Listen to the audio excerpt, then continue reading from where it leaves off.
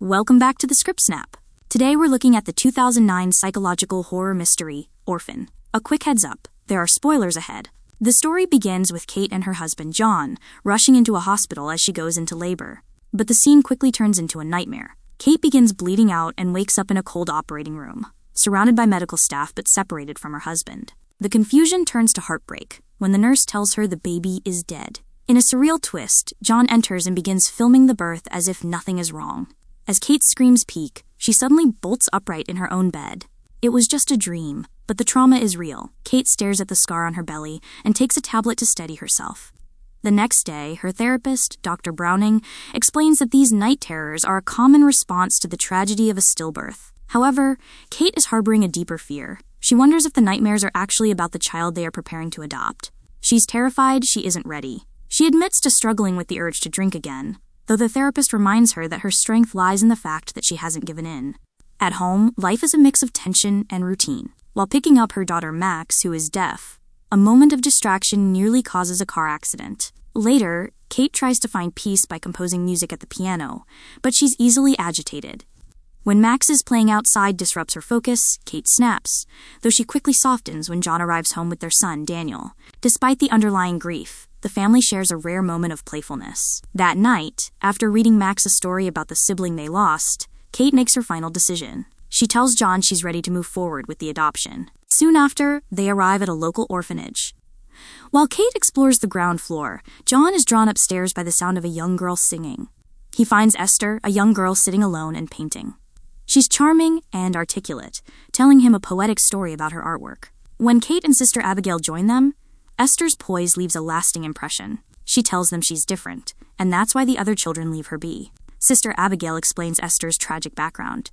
She's originally from Russia, and her previous foster family died in a horrific house fire. Despite the tragedy, Abigail insists the girl is extraordinary. Kate and John agree. 3 weeks later, they return to take Esther home. As they drive away, Kate begins teaching her new daughter sign language so she can communicate with Max. They arrive at the house to find Max waiting with excitement, unaware of the mystery their new family member has brought through the front door. Upon arriving home, Esther introduces herself to Max immediately, curious about how much she can hear. Max explains she can hear just enough to read lips, and the two girls seem to form an instant bond. Inside, Esther meets Grandma Barbara and her new brother, Daniel. While the family offers welcome gifts, Daniel remains cold. He's already jealous of the attention the new girl is getting, especially when he witnesses Esther giving John an uncomfortably long thank you hug. That night, a storm rolls in. While Kate and John are intimate, they're interrupted by a knock at the door. It's Esther and Max, claiming they're scared of the thunder and asking to sleep in the big bed. Tellingly, Esther insists on sleeping right next to John. The next morning, the honeymoon phase begins to crack. Esther comes downstairs for her first day of school, dressed in an elaborate, old-fashioned Victorian dress. While Daniel and the neighborhood kids laugh, Kate gently asks if she's sure she wants to wear it. Esther's response is chillingly poised. There is nothing wrong with being different. Kate relents, but at school, the bullying starts almost immediately. Back at the house, the atmosphere grows darker. While playing on the frozen lake, Max and Esther are scolded by a panicked Kate. Nearby, Daniel accidentally shoots a bird with his paintball gun.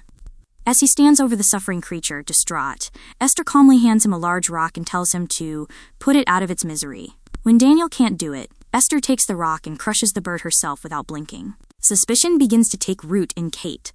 While Esther is bathing, Kate finds an old Bible hidden in the girl's room containing a mysterious photograph of a man. Later, at school, the bullying reaches a breaking point. When a classmate mocks Esther's ribbons and calls her a doggy because of her choker, Esther lets out a blood-curdling scream that leaves everyone shaken. Attempting to bond, Kate tries to teach Esther the piano and gives her a scrapbook. She even opens up about the baby she lost, showing Esther the roses where the ashes were scattered. But any progress is shattered that night.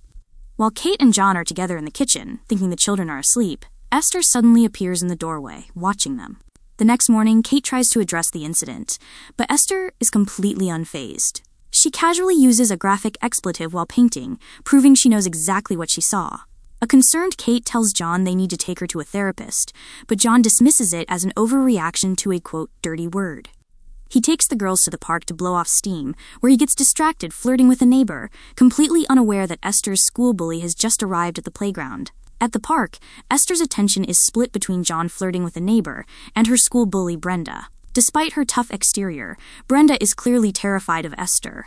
When Brenda heads toward a plastic play castle, Esther follows. As the bully prepares to go down the slide, Esther suddenly lunges, shoving her off the high platform. Brenda hits the ground with a sickening crack, breaking her leg. Max witnesses the entire thing.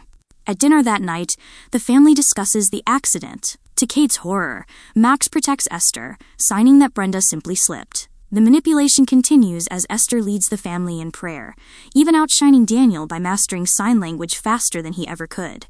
When Daniel lashes out in frustration, John sides with Esther, punishing his son by locking him out of his own treehouse. The cracks in Esther's facade are growing. While at the grocery store, Sister Abigail calls Kate with a warning. Esther refuses to speak to her, so Kate steps aside to listen. Little does she know, Max is reading her lips from across the aisle and translating every word of the warning directly to Esther. Later that night, Esther reveals she is actually a piano prodigy, playing a complex piece perfectly. When a stunned Kate asks why she lied about her talent, Esther's reply is chilling. "I did it for you, Mommy." The tension leads to a massive blowout between Kate and John. From the hallway, Esther listens to their marriage crumble, a look of pure contentment on her face. Sensing the danger, Sister Abigail visits the house to suggest Esther might be behind several accidents at the orphanage. Esther overhears the conversation and quickly manipulates Max into helping her. While the adults argue, Esther steals the keys to John's safe and retrieves a revolver. She empties the chambers, leaving a single bullet, and points it at a terrified Max to ensure her silence. As Sister Abigail leaves, Esther forced Max onto the snowy road, causing Abigail to swerve and crash her car. When the nun stumbles out to help Max, Esther emerges from the shadows and brutally attacks her with a hammer. She forces a sobbing Max to help hide the body. Back at the treehouse, Esther hides her blood-soaked clothes and the murder weapon, telling Max that since she helped, she's an accomplice now. She looks the traumatized girl in the eyes and whispers, "I love you." Daniel sees them leaving the treehouse, but he's spotted. That night, Esther creeps into his room with a scalpel, threatening to kill him if he speaks. The boy is so terrified he loses control of his bladder. Desperate for help, the family visits Dr. Browning. But the session is a disaster. The therapist claims Esther is fine and suggests that Kate is the one suffering from a psychological breakdown. John, blinded by Esther's act, agrees. The nightmare is confirmed when the police call Sister Abigail's body has been found. While the police interview the parents, Esther sits in her room, using a blacklight to reveal a gruesome, hidden painting on her walls, a mural of death and fire. Kate tries one last time to show John evidence of Esther's disturbed behavior, but he refuses to listen. Isolated and desperate, Kate realizes she is the only one who sees the monster in their home. Desperate for the truth, Kate contacts the Russian orphanage where Esther allegedly grew up, only to find a chilling void. There are no records of Esther existing before she arrived in the States. The next day, Esther begins driving a wedge between the parents. While she and John spend the day painting, she tearfully tells him she doesn't think Kate likes her. At the same time, Kate tries to get the truth out of Daniel and Max, but the children are too terrified to speak, lying to protect their own lives. The psychological warfare turns physical that night. Esther presents Kate with a gift, a bouquet of roses she's ripped from the memorial garden where the family scattered their stillborn daughter's ashes. When a devastated Kate grabs her in anger, John intervenes, blaming Kate for the outburst. Later that night, Esther goes to the garage and deliberately crushes her own arm in a vise. When John finds her, Esther plays the victim perfectly, leading John to believe Kate has physically abused the child. Driven to the edge, Kate buys 2 bottles of wine. Though she pours most of it away in a moment of clarity, the damage is done. The next morning, as Kate helps Daniel with his school bag, Esther shifts the car into drive with Max still trapped inside. The car hurtles toward a busy road, only stopping when it crashes into a snowbank. The fallout is immediate. Dr. Browning and John confront Kate, but their sympathy is gone. Esther has found the second bottle of wine Kate bought, and John uses it as proof that Kate is spiraling. He gives her an ultimatum.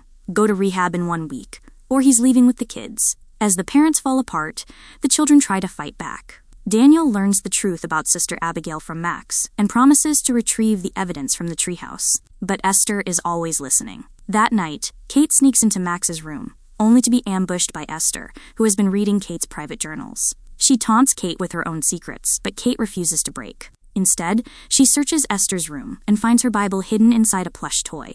Inside are photos of strange men and a name, the Sarney Institute. Kate calls the number, expecting an orphanage. Instead, she learns the terrifying truth. Sarney isn't an orphanage at all. It's a high-security psychiatric hospital.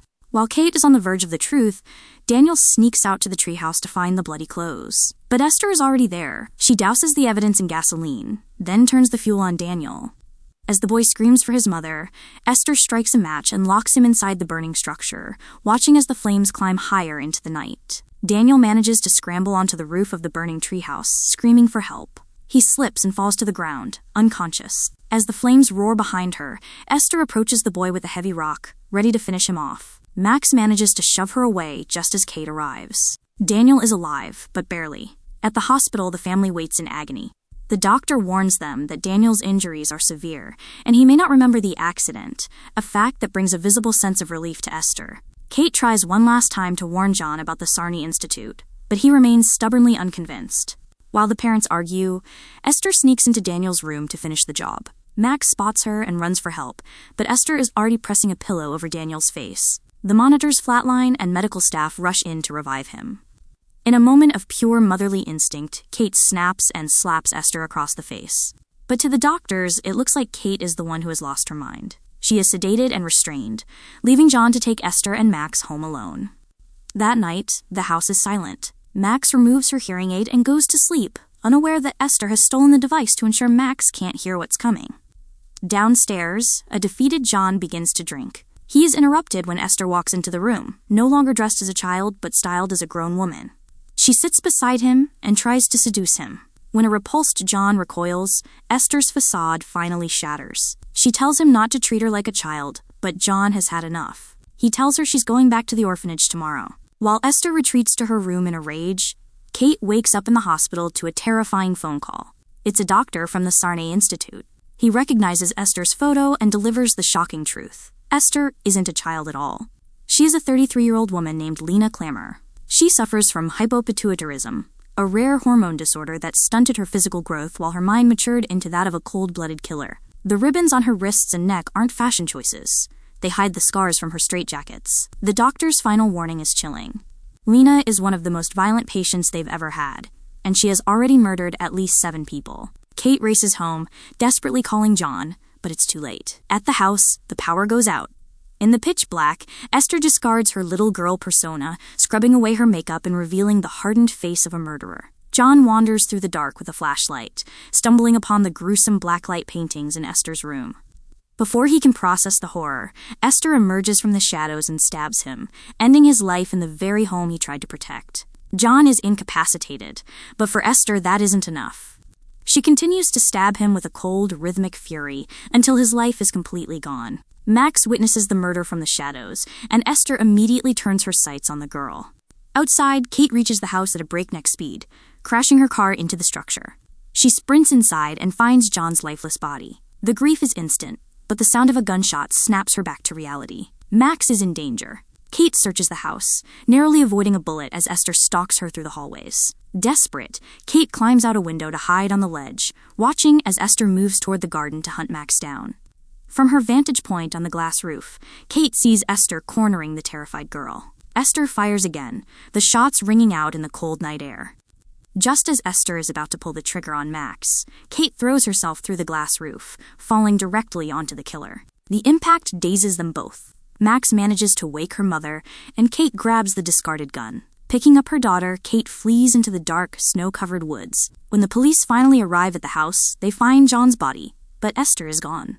She has vanished into the night, fueled by a final, desperate rage. Suddenly, Esther emerges from the trees, sprinting after them with a knife. The chase leads them onto the frozen lake. In the struggle, Kate and Esther tumble onto the slick surface, locked in a life-or-death battle. Max finds the strength to pick up the gun and fires into the ice, causing the frozen surface to shatter. Both women plunge into the sub-zero water. Beneath the surface, they struggle in the dark, but Kate manages to overpower the woman who nearly destroyed her family. As Kate gasps for air and begins to crawl out of the freezing hole, a blood-soaked hand grabs her. It's Esther. Her little girl mask is back on one last time as she cries out, begging Kate not to let her die. But Kate sees the monster for exactly what she is. With a final, defiant kick, Kate strikes her in the face, sending Lena Clammer sinking into the black depths of the lake forever. Kate pulls Max close as the sirens approach, finally safe from the orphan who was never a child. If you enjoyed this video, do the algorithm things. Like, subscribe, and maybe check out the channel. It keeps the lights on and the mic warm.